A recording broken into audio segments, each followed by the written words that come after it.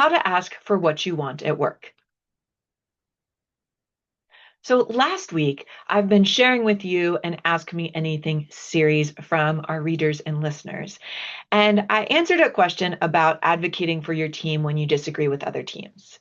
The comments and responses to this sparked another question that you can see here related to advocacy when it's something that you specifically want to do. And so today I'm going to share a simple framework that you can use in your performance reviews or anytime you need to ask for something that you want. Now, earlier in this AMA series, I shared how we build influence over time through a framework that I've developed by working with many STEM women professionals specifically that I call the She Leads STEM Catalyst Method. And if you think of this as a three-legged stool, there are three pieces to this, and you need all three pieces if you want to advance quickly in your career. Those three legs are competence. So I'm talking about technical and business skill competence, visibility, and trust. Now, this question was about influencing. And so what I have found is that typically STEM professionals over-index on the competence piece, and we under-index on our efforts towards building visibility and building trust. And I will also add, so I have an expertise in coaching STEM women. I have also given presentations, workshops on power skills. You may also know them as soft skills. And I've also coached people of all genders within STEM.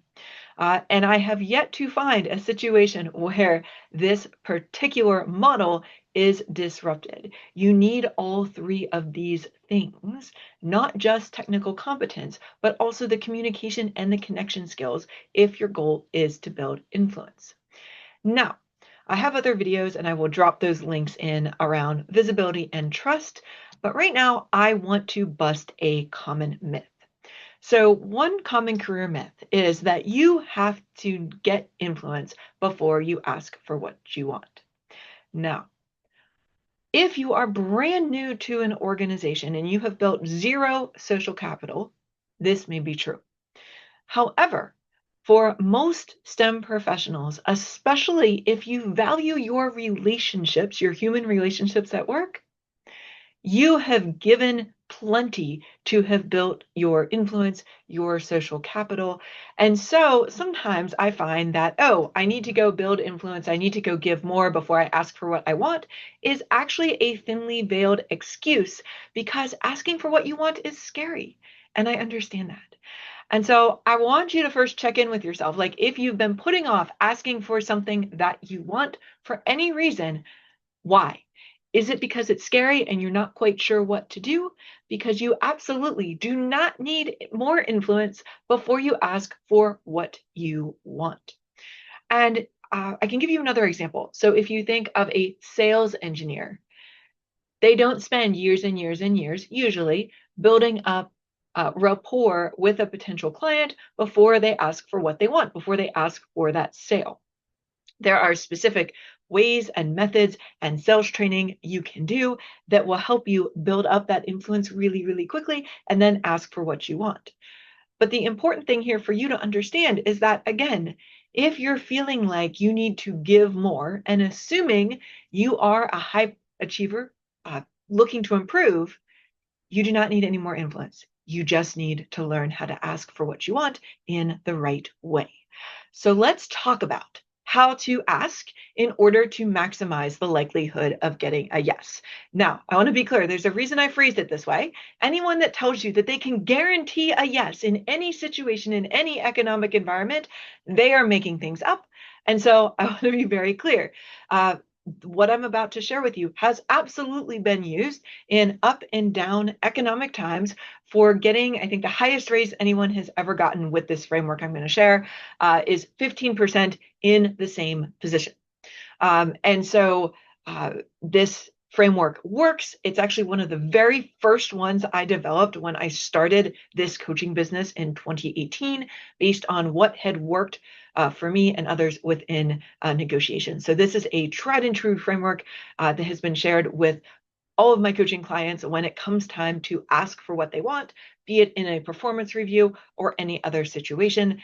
A modified version of this also works really well when it comes to dealing with clients or external facing stakeholders. Okay, so without further ado, let's jump into the framework. Now, I'm only going to talk about the ask thing in this video today. I want to note that this is part of a broader framework called the Fearless Ask Formula, which is included is how to set up the ask.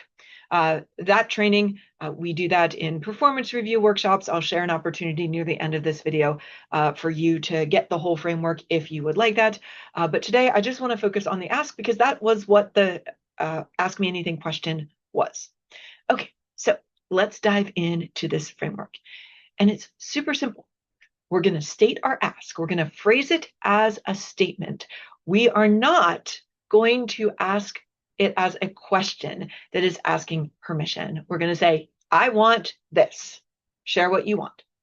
And then after that, we're going to add what's called a calibrated question. 2 examples that you can use verbatim are how can we make this happen and what would I need to do to make this happen? And so let me give you an example and then I'll share where this whole calibrated question thing comes from and why it works. So let's say you want someone to send you to, you want your organization to fund you to attend a conference sometime soon, maybe next year. Instead of saying, can you send me to this conference next year, which is asking their permission and is going to result in a yes or no answer, you would say instead, I want to attend this conference next year. How can we make that happen? Now, the how we can make that happen piece is a calibrated question. And I'll talk in a moment about where that comes from. But right now, I want you to observe and listen to the difference in confidence levels with me asking, can you send me to a conference next year? Versus, I want to attend this conference next year. How can we make that happen? Notice the second one, the yes, sounds a lot more confident than the first. And when you ask in a confident way, you are more likely to get a yes. Now, let's talk about these calibrated questions because these are not just any old questions. There is a former FBI hostage negotiator by the name of Chris Voss. And what he found, and he documented in his book, really good, Never Split the Difference, he talks about the concept of calibrated questions, and that when he would be in a hostage negotiation, he found certain types of questions caused the kidnappers, the holders of the hostages, to stay on the phone longer. Now, in the hostage negotiation world, people staying in contact with the other people means that they're more likely to get the hostages out alive.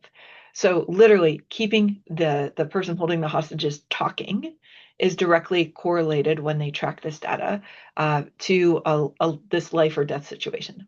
Now, not all of the calibrated questions really apply to the work environment, but there are 2 that are super simple to remember that you can use when you are asking for what you want. And these are questions that start with the words what or how. So an example of what makes you say that, or how can we make this happen? Now, whatever you do, do not use the word why. Why? Because when you use the word why, it puts people on the defensive. If you think and listen to how your body feels when I say, why did you do it that way? Usually why is used with a tone of voice that sounds accusatory or expects you to defend yourself. And so as soon as you use the word why, you are putting the other person on the defensive, which means it's much less likely you are going to get a yes. So now let's practice this with this particular statement. Could I get a raise? So instead of asking the question and inviting that yes or no answer, What we're going to do instead is state your ask. You're going to say, I want a raise. And then you're going to ask that calibrated question. What would it take to make that happen? Now, notice, again, this combination of saying what you want and saying, what would it take to make that happen, makes it very difficult for the person responding to say yes or no. They have to elaborate on it. And the other thing this type of questioning does, these what or how questions, which again I'm calling calibrated questions, it forces someone's executive function to start functioning. So rather than doing a yes or no where you can shut down the conversation, it asks them to co-create with you a situation where you can get what you want. And you're asking them to help you do this with this kind of question. Now, you don't have to know the psychology behind why this question works to use it. What I will tell you is that this framework has been used in many performance review conversations in order to negotiate a raise, a promotion, a stretch project, going to a conference, other things you may be asking for. Now, one key piece of this and the homework I'm going to give you if you are planning to ask for something you want anytime soon is to write down what you're going to say and practice saying it out loud until it sounds confident when you say it. If you are not sure if it sounds confident, record it as a voice memo, record it as a Zoom, play it back for yourself until it sounds like it is confident. And again, this is a matter of developing a skill set. So if it doesn't sound confident the first time you say it, that's okay. Keep on practicing.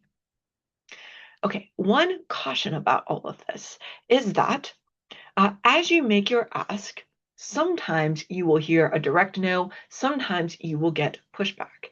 And we know that there are some gender differences that have been statistically well documented relative to how people who identify as male and people who identify as female hears the word no. So males statistically, when they hear the word no, hear no means not yet, and they ascribe that to some kind of environmental factor. Okay, I asked my manager when they weren't in a good mood. This isn't really about me. It's about things going on in our organization.